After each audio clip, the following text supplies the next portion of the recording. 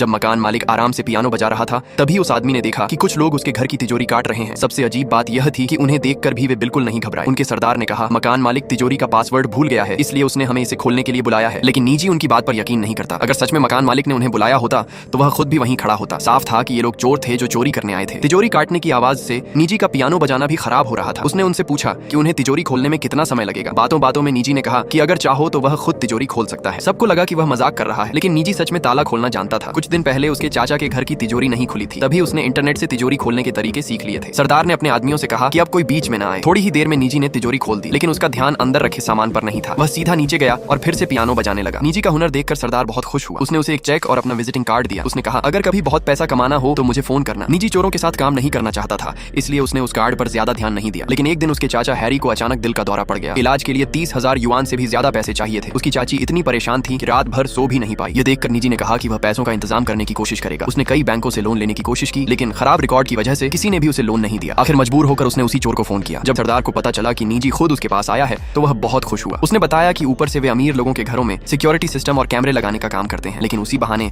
उन्हें हर तिजोरी की जगह का पता चल जाता है। चोरी करते समय वे कभी पूरा घर साफ नहीं करते, बस एक दो महंगी घड़ियां या हीरे लेकर निकल जाते हैं, क्योंकि अमीर लोगों को अक्सर इतनी छोटी चोरी की परवाह नहीं होती। ज्यादातर लोग बीमा कंपनी से पैसे ले लेते हैं, इसी तरह उनका धंधा चलता है। निजी की काबिलियत परखने के लिए सरदार ने उसे 10 मिनट दिए। उसके सामने एक तिजोरी रखी और कहा कि अगर वह इसे खोल देगा तो उसे अपने साथ रख लेगा। असल में निजी की सुनने की ताकत बहुत अलग थी। वह बहुत हल्की से हल्की आवाज भी सुन सकता था, इसलिए वह हमेशा कानों में ईयर प्लग पहनकर रहता था। जैसे ही उसने ईयर प्लग निकाले, उसे तिजोरी के अंदर घूम रहे गियर और लॉक की हल्की हल्की आवाज साफ सुनाई देने लगी। क्योंकि निजी को कुत्ते के भौंकने की आवाज भी साफ सुनाई देती थी, इसलिए सरदार ने अपने आदमी से कहा कि पिल्ले को बाहर ले जाओ। समय लगातार कम होता जा रहा था, लेकिन निजी बिल्कुल शांत रहा। वह सिर्फ ताले की आवाज सुनने में लगा था। सरदार भी बिना कुछ बोले उसे ध्यान से देखता रहा। आखिर में समय खत्म होने से करीब 50 सेकंड पहले निजी ने बिना घबराए तिजोरी खोल दी। लेकिन इस बार भी निजी आसानी से परीक्षा पास कर गया। सरदार उसकी काबिलियत से इतना खुश हुआ कि उसने उसी वक्त उसे 10,000 युआन दे दिए। फिर उसने कहा, शनिवार को एक बड़ा काम है, समय पर आ जाना। पैसे मिलते ही निजी ने सबसे पहले अपने चाचा के इलाज का खर्चा भर दिया। इस दुनिया में उसके चाचा ही उसका इकलौता परिवार थे, इसलिए उनकी देखभाल करना उसकी सबसे बड़ी जिम्मेदारी थी। उस दिन भी निजी हमेशा की तरह एक घर में पियानो बजाने गया था। तभी उसे अपनी पुरानी सहेली लीसा का फोन आया। लीसा ने बताया कि तेज बारिश में उसका पियानो भीग गया है, वो उसकी मरम्मत करवाना चाहती थी। उसने कहा, यह पियानो मेरी दादी की आखिरी निशानी है। यह सुनकर निजी तुरंत मान गया। उसने कहा, मैं इसे ठीक कर दूंगा, दोस्त की मदद के पैसे नहीं लेता। यह सुनकर लीसा ने उसे रात के खाने पर रोक लिया। इसी दौरान लीसा को निजी की सुनने की परेशानी के बारे में पता चला और निजी को भी लीसा के संगीतकार बनने के सपने के बारे में पता चला। दोनों की दोस्ती धीरे धीरे और गहरी होने लगी, लेकिन खुशी ज्यादा देर तक नहीं टिक सकी। अभी निजी का फोन बजा। शनिवार आ चुका था और उसे सरदार के साथ काम पर जाना था। दोनों एक अमीर आदमी के घर पहुंचे। उस घर का सिक्योरिटी सिस्टम उन्होंने ही लगाया था, इसलिए उन्हें सीधे तिजोरी तक पहुंचने में कोई दिक्कत नहीं हुई। अब बारी निजी की थी। उसने कुछ ही मिनटों में तिजोरी खोल दी और पूरा काम आसानी से हो गया। काम खत्म होते ही उसे फिर से 10,000 युआन मिले। अब उसकी जिंदगी का यही हाल था। दिन में चोरी के लिए तिजोरी खोलता और बाकी समय लीसा के घर जाकर उसका पियानो ठीक करता। कई दिनों की मेहनत के बाद आखिरकार पियानो बिल्कुल पहले जैसा हो गया। लीसा ने खुशी से पियानो बजाना शुरू किया। पूरे कमरे में मधुर संगीत गूंजने लगा, लेकिन तभी रसोई से अचानक पुलिस सायरन जैसी तेज आवाज आने लगी। वह आवाज इतनी तेज थी कि निजी के सिर में दर्द होने लगा। उसी पल उसे अपनी बीमारी याद आ गई। वह कोई बहाना बनाकर वहां से जाने ही वाला था कि लीसा ने उसका चेहरा अपने हाथों में लिया और बिना कुछ कहे उसे प्यार से चूम लिया। कुछ ही दिनों में निजी ने तिजोरियां खोलकर